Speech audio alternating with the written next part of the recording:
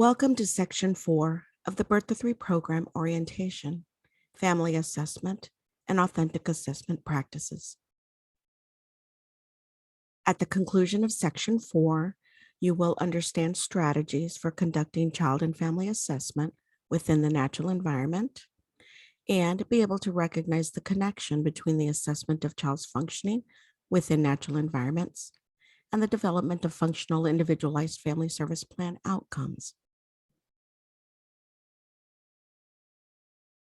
As a way to keep you engaged in this learning experience, we have built-in knowledge checks. A link to the knowledge check is in the chat, so you can use it throughout the module. If you have two screens, it may be helpful to have the form opened up on a second screen. If not, simply minimize and maximize your screen when it is time for the knowledge checks. Please note that many of the questions are required and will need to be answered before you submit the form. You will be asked to see and save your results after submission. Within this form, you can capture both key takeaways as well as any questions you have at the end of a session. The distinct differences in process and purpose for evaluation and assessment were covered in Section 3. So evaluation is mainly used to determine eligibility for the Birth to 3 program. In this section, we will be focusing a bit more on the assessment process, both child and family. As a reminder, if a child is found eligible for the Birth to 3 program, more in-depth information about the child and family is to be gathered. This includes their strengths and needs, the services appropriate to meet those needs, the resources, priorities, and concerns of the family, and the services necessary to enhance the family's capacity to meet their child's developmental needs.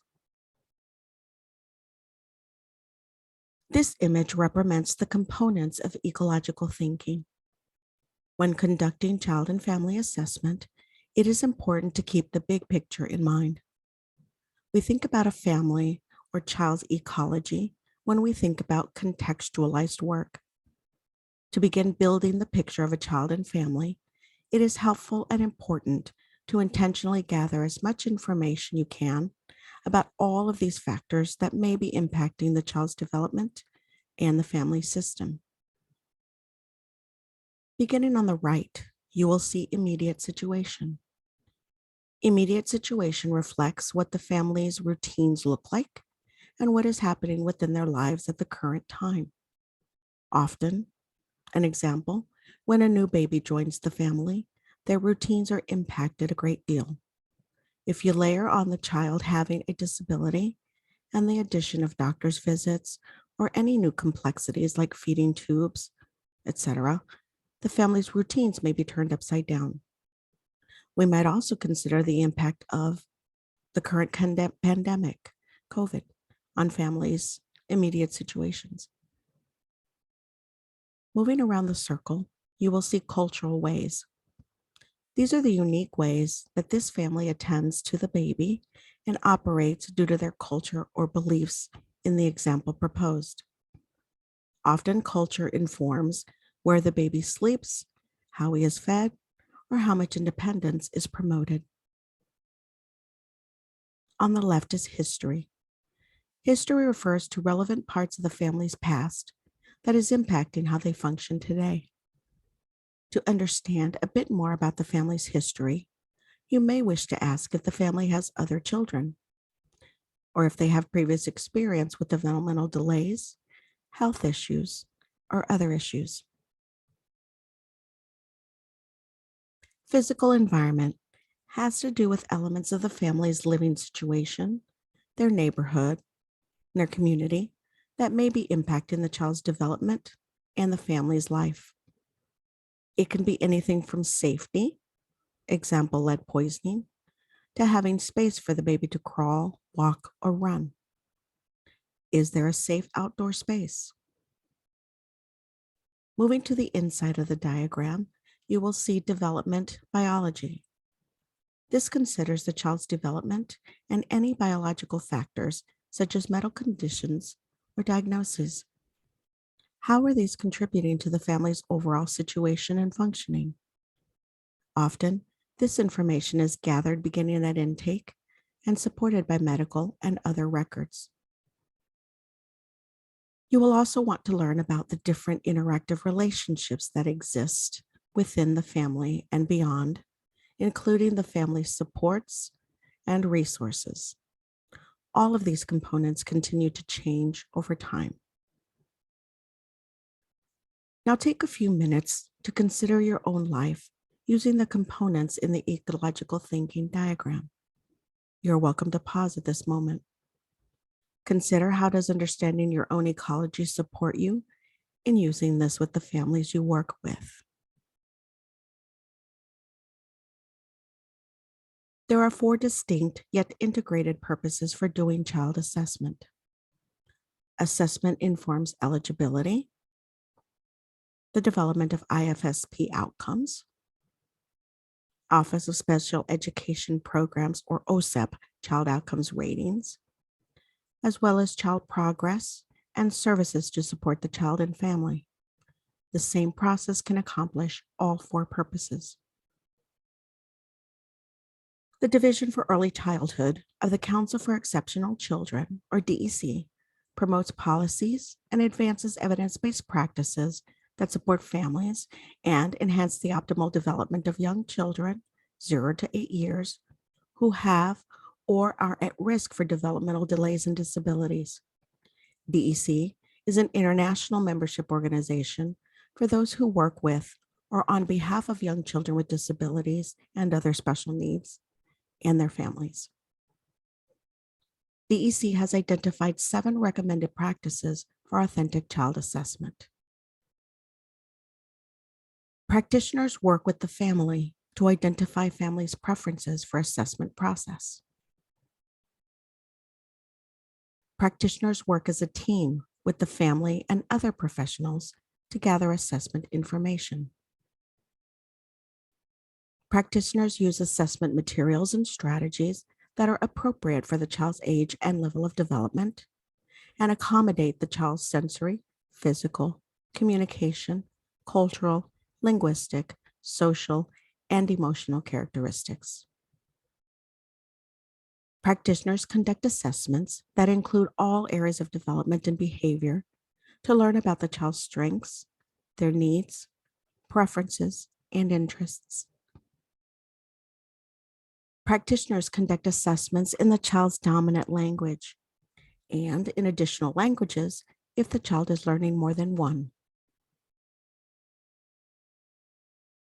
Practitioners use a variety of methods, including observation and interviews, to gather assessment information from multiple sources.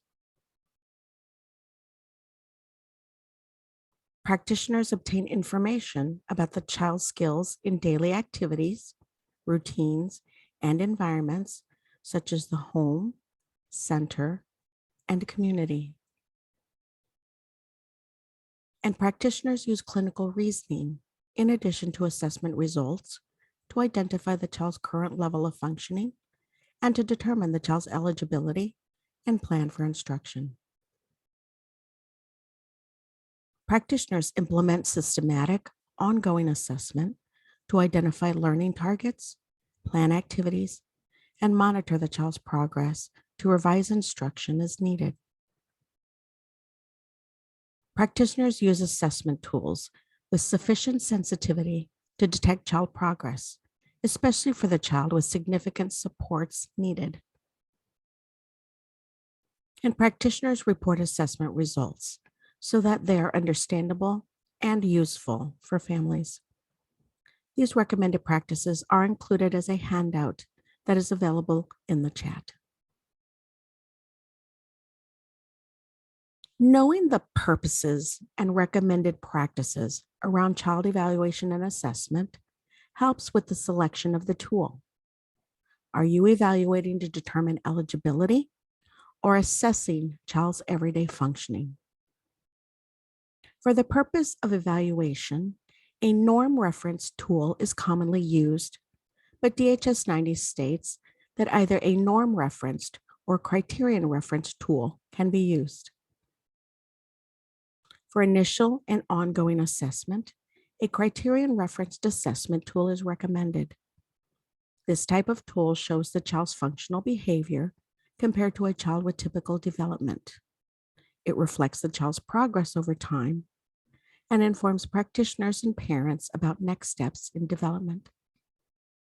It is highly recommended that you examine a tool and try it out with several children in your program before making a final decision about a tool. Let's explore the family assessment process in more detail. Each of the categories describes one important aspect of doing family assessment. The tool. With the use of a family assessment tool, examples of tools used in Wisconsin include the routines-based interview, the Hawaii Early Learning Profile, parent interview scale for assessment of family enjoyment with routines, the SAFER, and asset-based contextualized matrix. Conversation. Through conversations and the asking of open-ended questions, effective questions for family assessments tend to be reflective in nature and prompt more than a yes or no answer. Building rapport and creating a comfortable environment is key in a successful family assessment. Observation. Through observations of normally occurring activities with familiar people and in natural environments. Involuntary. On a voluntary basis, parents must consent to the family assessment process. And finally, capture. By documenting and sharing the relevant information gathered. Often, family assessment information is documented on the Child and Family Information page of the IFSP or the Tell Us About Your Family page of the IFSP. Now, please refer to your knowledge check form. Select true or false for the following statement. The main purpose of an evaluation in the Birth to 3 program is to determine eligibility. Now fill in the blanks to form the necessary information gathered through family assessment, and this will be on your knowledge check form.